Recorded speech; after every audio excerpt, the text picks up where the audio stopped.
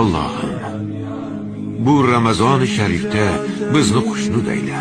G'azab va azoblaringdan uzoqlashtir. Amin. O'z karaming bilan ro'zangni komil ado etishimizga kuch-quvvat ber. Barcha mu'minlarga rizq ber. Barcha mazlumlarga najot ber. Barcha nochorlarga chora ber.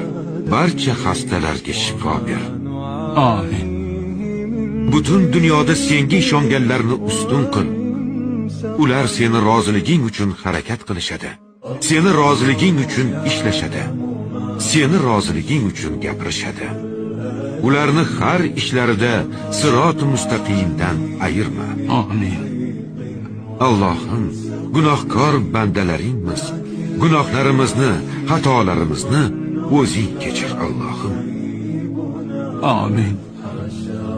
Amin.